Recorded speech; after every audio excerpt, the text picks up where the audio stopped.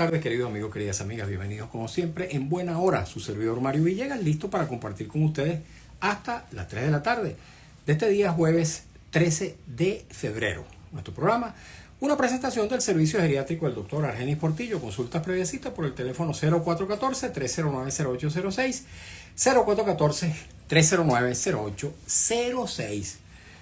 Parece mentira, amigos.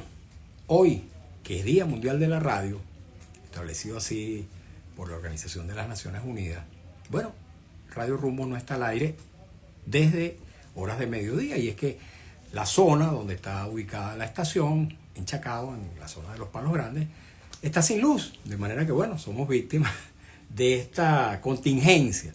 Pero, sin embargo, vamos a continuar saliendo al aire a través de estos mecanismos que nos ofrecen las redes sociales.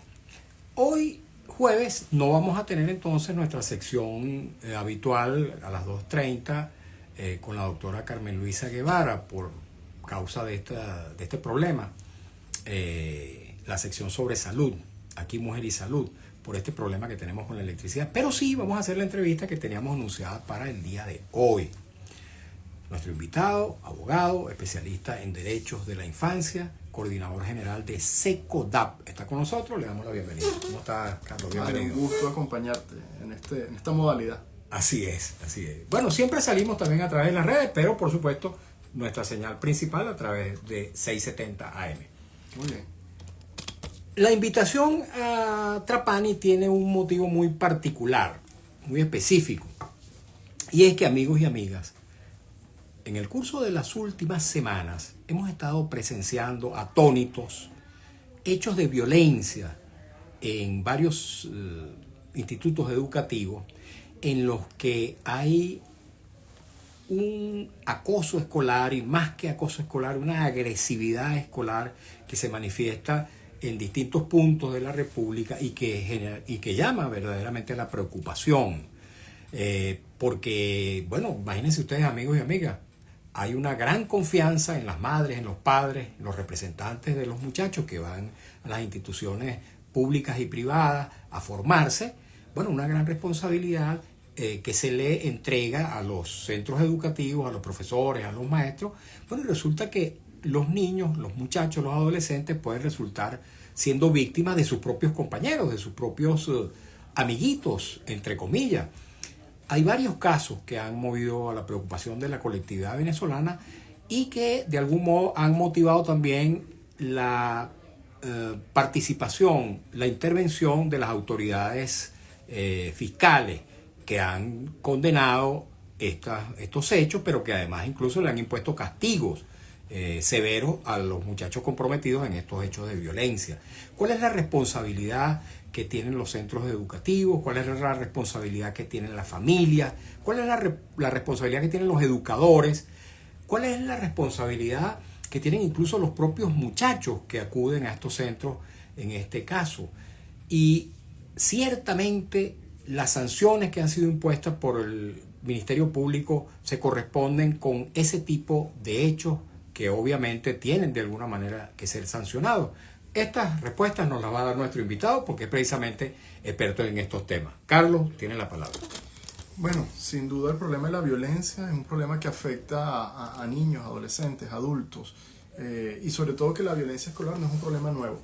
Fíjate que SECODAP tiene 40 años de fundación y al menos 20 hemos hablado del acoso escolar, hemos hablado de la violencia en los centros educativos y sobre todo hemos hecho toda una campaña pedagógica, porque incluso de la contracultura, porque en nuestra cultura, bueno, el chalequear, el bromear, forma parte de nuestro sistema de relaciones. De hecho, si yo no soy bromista, bueno, me ven como distinto. Pero ahí hemos hecho un esfuerzo importante en poder transmitir que una cosa es reírme con los demás y otra muy distinta es reírme a costa de los demás. O sea, ya cuando esa broma, ese chiste hace daño, causa malestar, genera afectación, bueno, ahí evidentemente hay que parar. Sin duda, fíjate que tenemos como dos grandes momentos en los últimos años. Bueno, los últimos acontecimientos ocurrieron en el municipio de Latillo y en el año 2022, que hubo los primeros brotes de violencia de este tipo en el estado Bolívar, una escuela en el estado Bolívar, que llevó a la acción del Ministerio Público. Creo que tenemos que primero analizar qué es el acoso escolar, ¿no? Hagamos esa definición. Porque al final, si todo es acoso, nada es acoso. Fíjate que en la ley, en nuestra legislación, no hay una definición de acoso. Uno busca en la LOGNA, la Ley Orgánica de Educación, en el reglamento, la Ley Orgánica de Educación, no hay ninguna definición. La definición que hemos manejado durante muchísimos años, y es un concepto internacional, viene de estudiosos. Dan Olbus, en los años 60, un sueco, empezó a analizar el fenómeno de la violencia que se da entre estudiantes. Él dice que para hablar de acoso escolar tiene que haber unas características. Primero, es una acción intencional. Es una acción repetida en el tiempo y responde a una simetría de poder. Es intencional, responde a una simetría de poder y es reiterada en el tiempo. Es todos los días, te acoso, te molesto, te fastidio, y eso responde a una simetría. Y es una forma de violencia que se da entre pares, entre niños y adolescentes o entre adolescentes y niños. Tú me preguntarás, ¿un adulto puede acosar a un niño? Sí, sin duda, pero no es acoso escolar. El adulto, por sus responsabilidades, por su rol, tiene una responsabilidad distinta. Entonces, si un adulto acosa a un niño, aún en un centro escolar, no es acoso escolar. No, el acoso escolar, es entre iguales. De acuerdo a la literatura, bueno, es una violencia que se da entre pares. Y eso no tenemos una ley.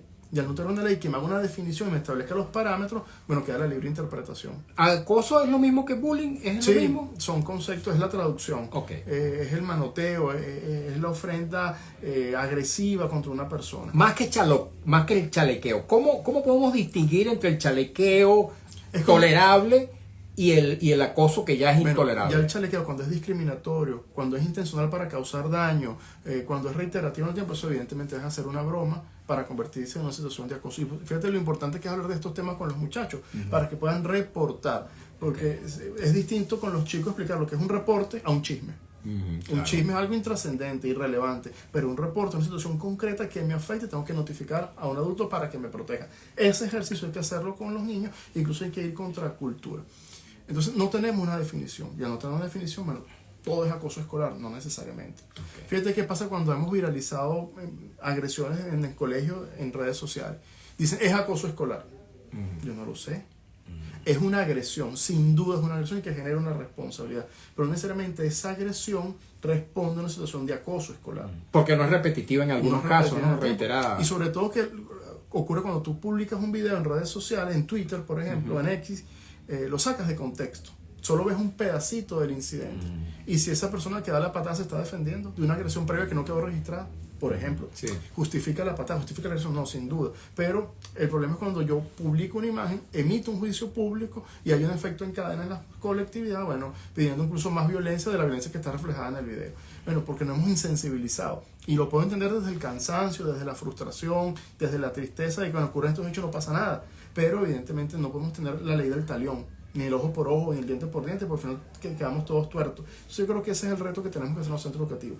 Y la mejor intervención frente al acoso escolar es la prevención.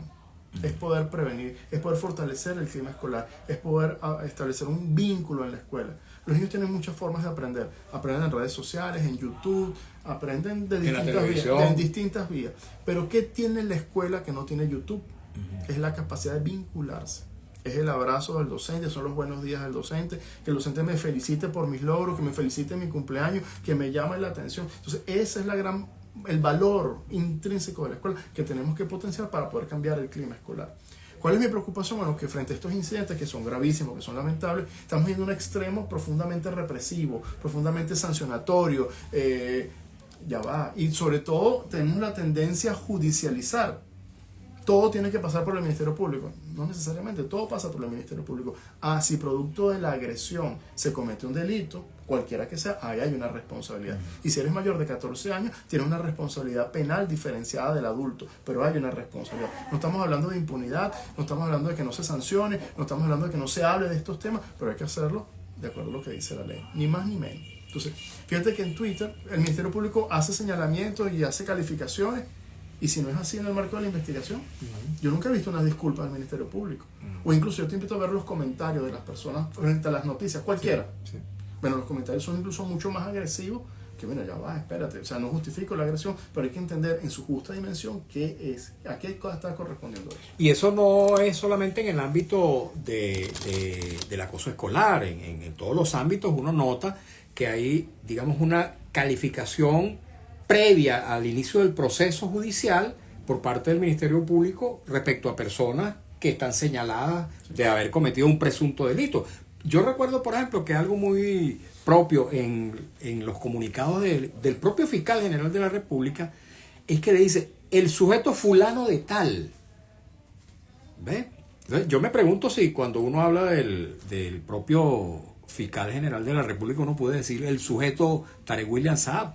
Me parece que eso es absolutamente contradictorio con la presunción de inocencia, con el respeto debido, incluso con la obligación que tenemos los ciudadanos de respetar a nuestros compatriotas y aplicar términos respetuosos como el término reconocido por la Constitución, que es el de ciudadano.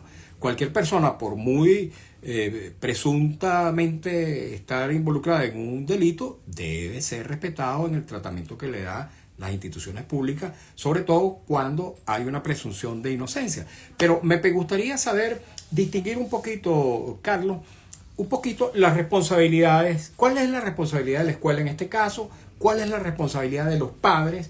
¿Cuál es la responsabilidad de las autoridades? Mira, un dato clave que lo quiero decir a los fines de pedagógico. En el acoso escolar siempre hay 3 actores que participan en la agresión. Está la víctima, que es evidente, está el agresor, pero están los testigos espectadores.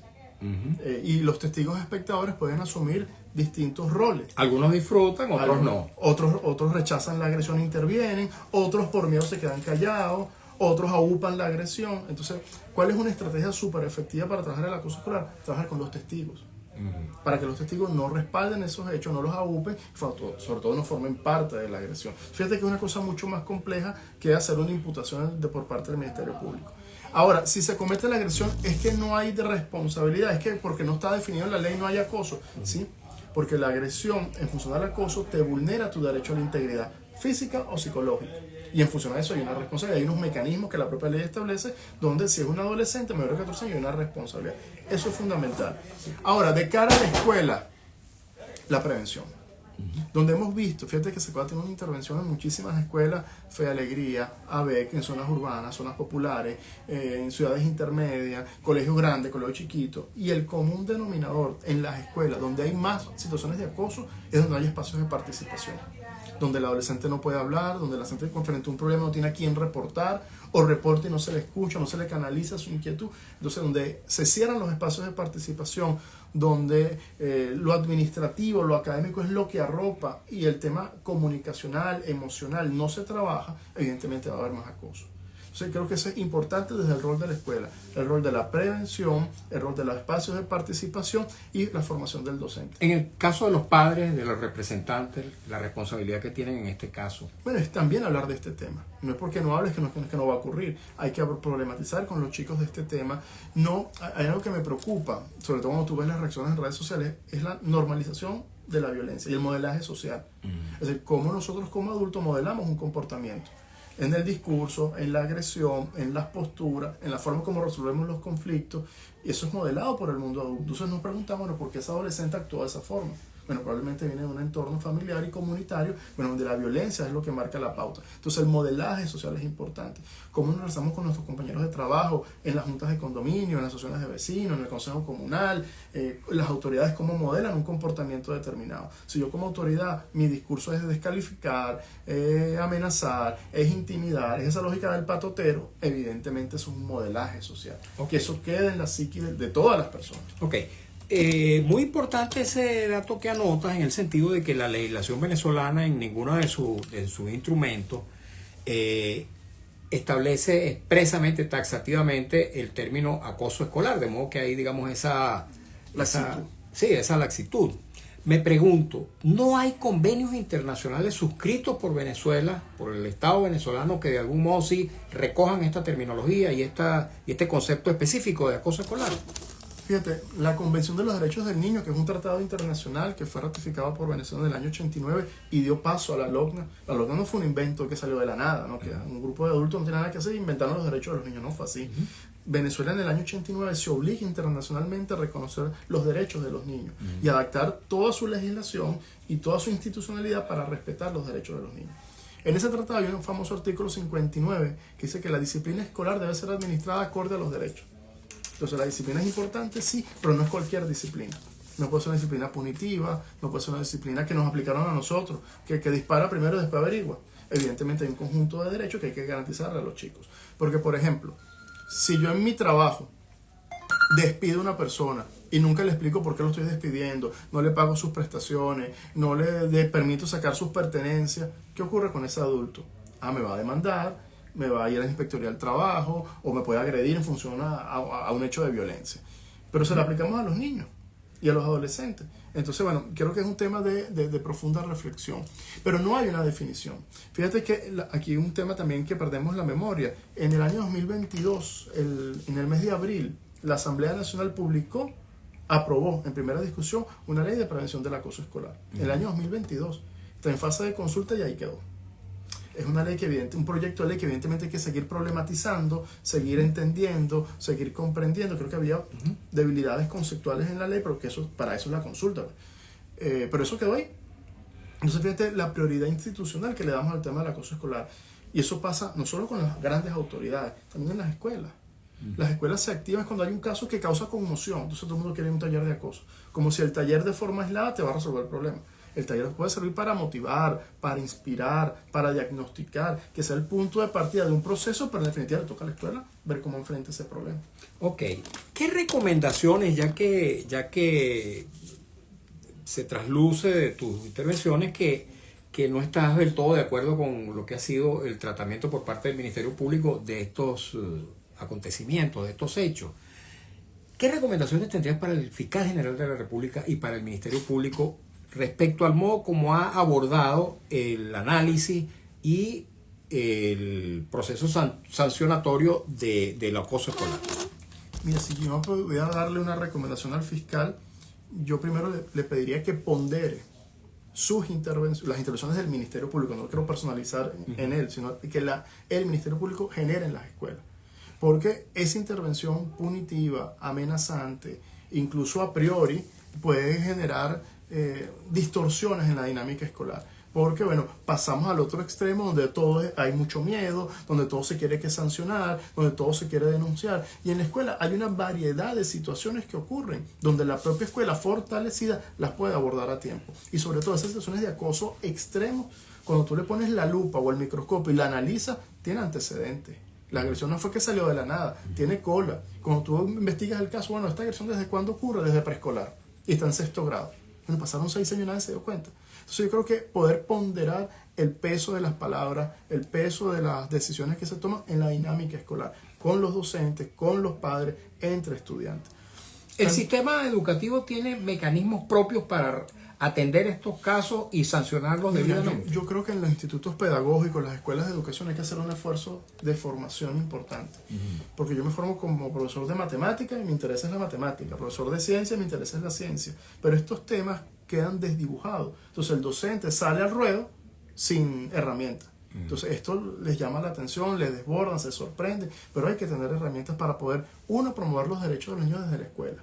2, conocer el marco legal y el marco de responsabilidades, tanto de niños como de adolescentes, pero saber hacer detecciones tempranas y saber qué hacer y cómo actuar, cómo puedes dar una primera contención, cómo puedes dar unos primeros auxilios psicológicos, cómo puedes derivar a las autoridades de ser necesario. Entonces, fomentar la prevención. Y eso implica institucionalizar la convivencia. La convivencia no es un buen deseo, no es una lista de buenas intenciones. Tiene que ser una acción intencional, donde yo la planifico, yo le pongo tiempo, yo le pongo estrategia, yo le pongo acción, yo le pongo responsabilidad, yo le pongo recursos.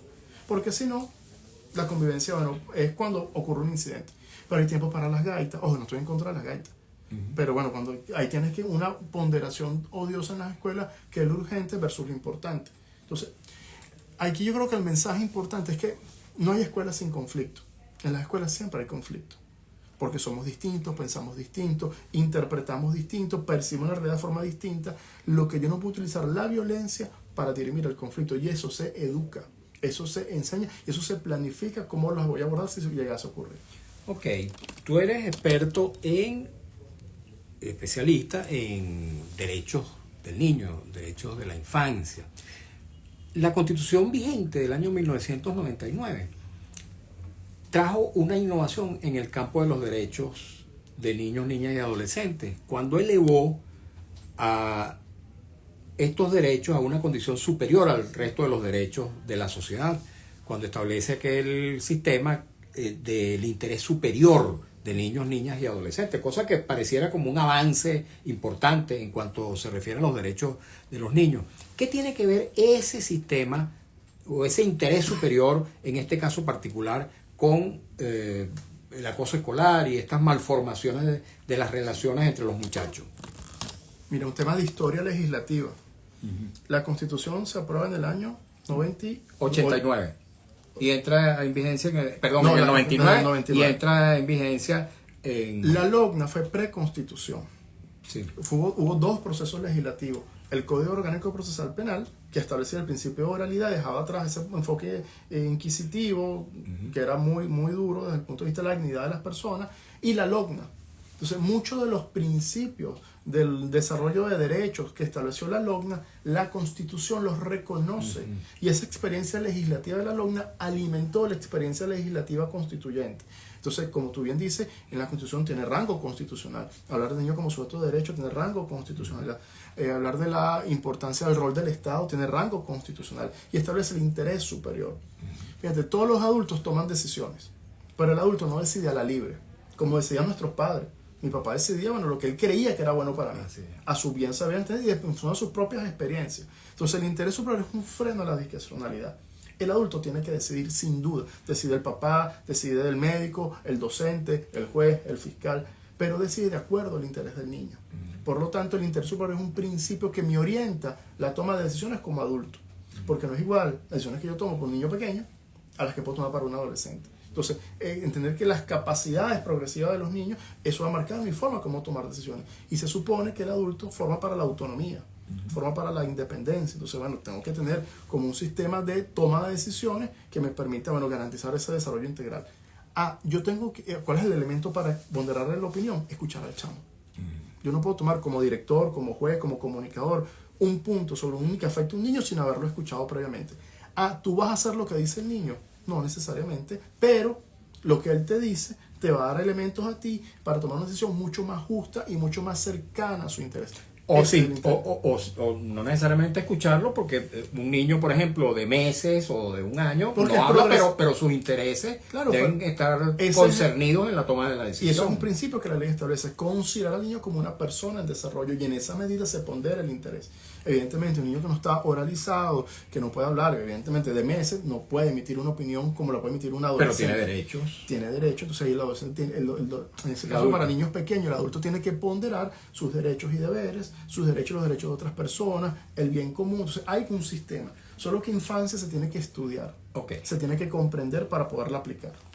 Ustedes en SECODAP han hecho seguimiento de los procesos judiciales iniciados a partir de estos casos que fueron tan sonados. ¿Saben en qué estado están y si las penas aplicables a estos muchachos son justas o pueden ser desproporcionadas en relación con los hechos que se les imputan? Y hacerle seguimiento es muy difícil, más allá de las declaraciones que da el fiscal, pero hacerle seguimiento o acompañamiento es muy difícil. La ley te habla, a nivel internacional, no solo Venezuela, algo que se llama derecho penal mínimo. La mínima intervención del sistema penal en el caso de adolescentes. El sistema penal de adolescentes es severo y es justo, tiene esas dos características. Y fíjate que la privación de libertad es excepcional y solo prospera para determinados tipos de delitos, no para todos. Y no se habla de pena, se habla de medida socioeducativa. ¿Dónde un adolescente puede ser privado de libertad? Como medida.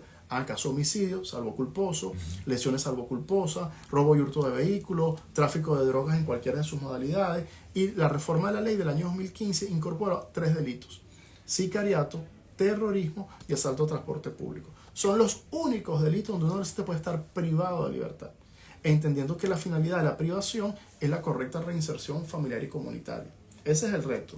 Nos salimos un poquito del tema del acoso escolar, porque este punto que estamos tocando me lleva a preguntarte si estos muchachos que han estado presos desde el 29, 30 de julio, algunos de los cuales permanecen tras las rejas, entiendo que 17 menores todavía están presos, tienen algunos derechos, pueden, la causa por las cuales están presos es causal, real, para que estos muchachos sean privados de su libertad. No solo los adolescentes detenidos en el contexto electoral, todos los adolescentes, todos los adultos. Pues solo voy a decir una frase que es profundamente impopular. Cuando uno dice que una persona que cometió un delito tiene derechos, bueno, te saltan porque es impensable que... Pero obviamente todos los es seres humanos impopular. tienen derechos. Pero el único derecho que se restringe a un privado de libertad es eso, su libertad. Sigue siendo titular de todos sus derechos. Y si está bajo la custodia del Estado, más aún tiene que el Estado responder. Hay una responsabilidad. Y entender que el proceso penal de adolescente es distinto al de adulto. Se busca la reinserción, valorando que el adolescente está en crecimiento. Entonces podemos hacer una buena intervención para poder revertir esa cultura de la violencia que puede estar enquistada. Estos señalamientos que han hecho de esos menores, acusados de terrorismo, incitación al odio, traición a la patria, ¿son calificativos, imputaciones adecuadas? Yo creo que hay que lo prueben. El Ministerio Público que lleva dirección de la acción penal, que lo prueben. Ahora, en el contexto de una protesta, un adolescente puede cometer un delito. Vandalismo, destrucción de propiedad, incluso hasta homicidio. Pero esa acción califica de un acto terrorista de acuerdo a la ley. Creo que hay una distancia importante. Pero tienes que probarlo, tiene que haber acceso a las pruebas, tiene que haber contradictorio, tiene que haber derecho a la defensa frente a un juez imparcial y especializado.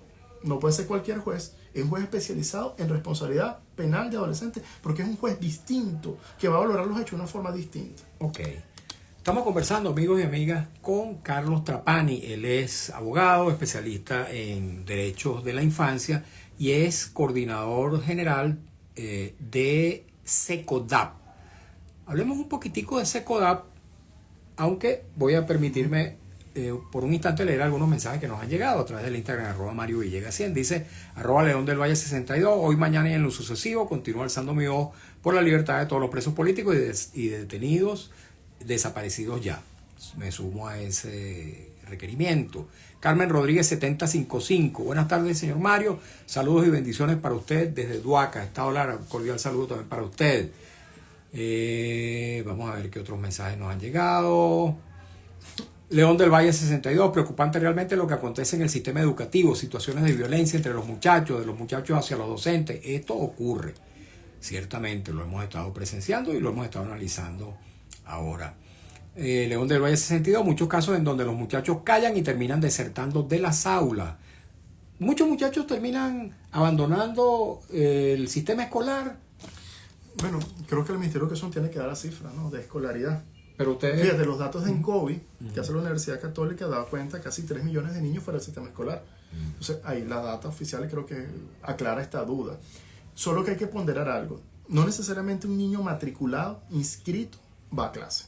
Ahí hay una distancia. Porque si yo no tengo agua en la escuela, yo no tengo transporte, yo no tengo docente, yo no tengo pupitre, no tengo el programa de alimentación escolar, ¿para qué voy a la escuela? Entonces, no necesariamente inscrito significa asistencia. Y eso sí lo hemos denunciado muchísimas veces, de horarios mosaicos, sobre todo en el interior del país, donde los niños se reducen las horas de clase y días de clase a 2, en el mejor escenario. ¿Qué pasa los días siguientes? El docente se rebusca, el docente hace otras actividades, hace otras tareas, bueno, para poder completar su ingreso, porque el docente, su ingreso está profundamente golpeado. Es mucho más costoso ir a dar clase que lo que recibe por remuneración. Entonces, evidentemente, tenemos es como un cuero seco, cuando tú lo pisas se levanta de un lado. Bueno, así es el tema educativo. Hay muchísimas aristas, pero esto hay que ponerle prioridad y ponerle corazón e interés. Ok, vamos a ver si tenemos otros mensajitos a propósito de esta conversación con Carlos Trapani. Dice Gustavo González 1686, saludos desde España. Dice, tremendo tema de discusión, ciertamente, este es un tema de verdad que mueve la fibra ciudadana. Dice León del Valle 62, exponer el tema, que se hable de distintos temas en donde el aporte y abordaje de soluciones, en donde ganen todos, se puede. Vamos a ver si tenemos otro mensaje, alguna pregunta, algún comentario a propósito del tema. Dice HMM, la descomposición social es enorme y hay que luchar contra eso. No estamos condenados a la violencia. Yo creo que esto se puede revertir.